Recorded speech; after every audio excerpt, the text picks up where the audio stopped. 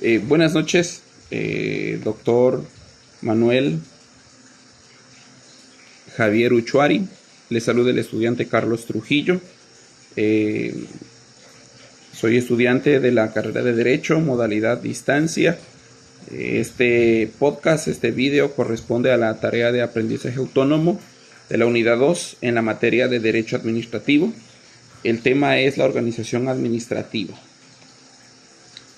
Podemos decir que la organización administrativa se constituye en uno de los pilares fundamentales del derecho administrativo, porque define la estructura mediante la cual el Estado despliega toda su actividad y se relaciona con sus administrados.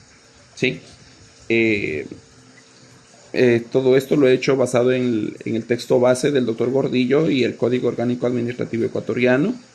Y hay una confrontación entre la obra doctrinaria y el Código Orgánico Ecuatoriano, porque nos permite identificar los principios generales que informan la organización administrativa, como sus particularidades de su regulación positiva del Estado, como un Estado constitucional de derechos y justicia. Como punto número 1 tenemos la administración pública, con dos incisos. Primero, la noción de la administración pública. La noción, en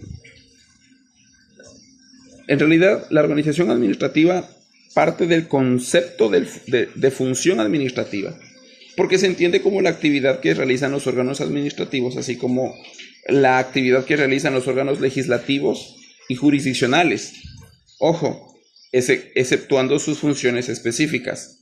Pero esto nos permite entender que la administración no termina solo con el Poder Ejecutivo, sino que se extiende a todos los órganos que ejercen función administrativa, incluso aquellos que pertenecen a otros poderes del Estado, como es el Poder Legislativo y el Poder Judicial.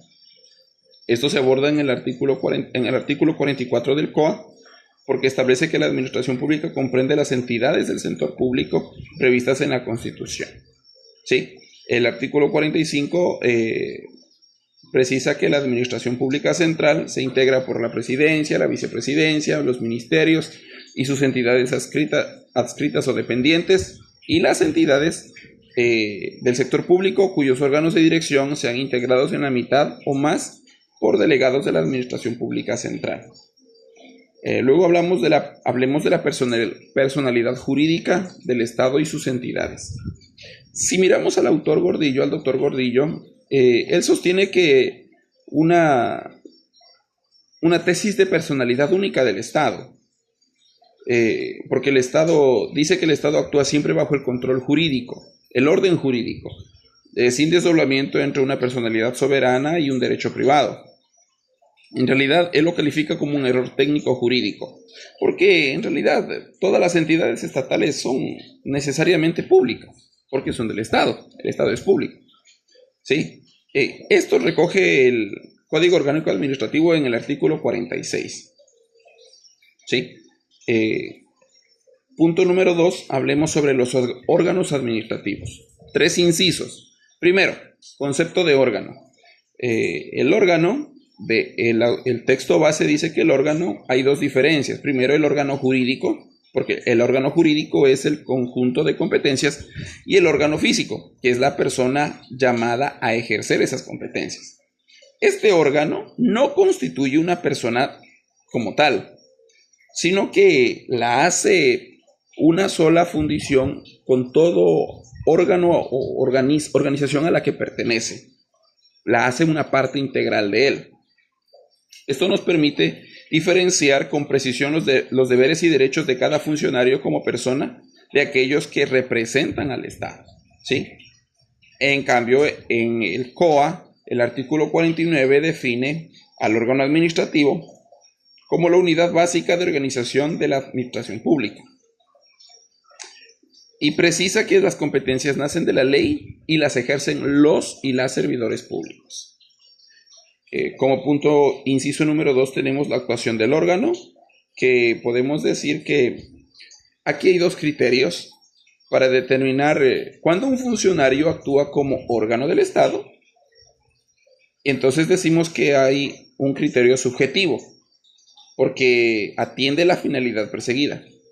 Pero también hay un criterio objetivo, que es decir, se atiende a la apariencia externa del acto. El uno es fondo y el otro es forma de. Entonces, aquí la jurisprudencia argentina, de acuerdo al autor Gordillo, ellos se decantaron por el criterio objetivo. Y esto suficiente con la reconocibilidad exterior del acto propio de la función como para imputarle al Estado, sea regular o irregular. Esto es fundamental para darle la responsabilidad que debe recibir el Estado, porque nos permite imputarle actos incluso cuando los funcionarios exceden sus atribuciones o hacen cosas fuera de sus funciones. Sí, en realidad en el Código Orgánico Administrativo Ecuatoriano de esto explícitamente no se habla, pero sin embargo en el artículo 101 se dice que el acto administrativo se hace efectivo o es eficaz cuando se ha notificado al administrado, ¿sí? Y como inciso número 3 tenemos los órganos colegiados y de dirección, que aquí el Código Orgánico Administrativo dedica toda una sección a todos los órganos colegiados de dirección, ¿sí? Los órganos pueden ser de carácter directivo, consultivo o de control, deben observar los requisitos del quórum, la sesión, la deliberación. Ojo, y las sesiones pueden realizarse también de manera virtual y las decisiones, eso sí, deben constar en actas que reflejen los debates y las votaciones. Punto número 3, hablemos de la competencia administrativa. Podemos decir que, de acuerdo al doctor Gordillo, la competencia es el conjunto de funciones que un agente puede ejercer legítimamente. Esto marcando diferencia del ejercicio de la función, que es la aptitud de obrar reconociblemente de afuera, ¿sí? La competencia se clasifica en razón de la materia, el territorio, el tiempo y el grado. Y es lo mismo que dice nuestro Código Orgánico Administrativo en su artículo 65. También hablemos de la transferencia de competencias como inciso número 2.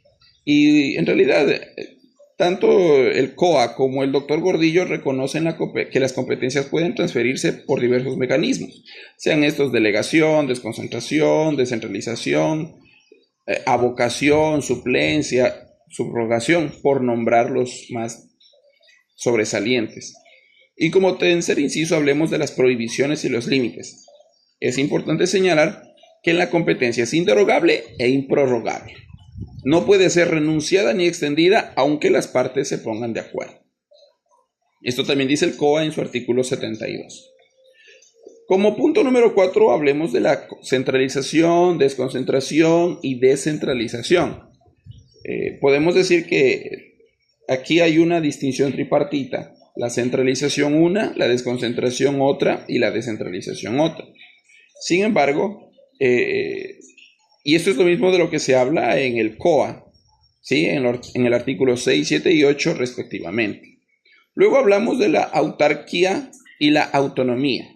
La autarquía es la capacidad de administrarse y la autonomía la capacidad de dictar normas propias, ¿sí?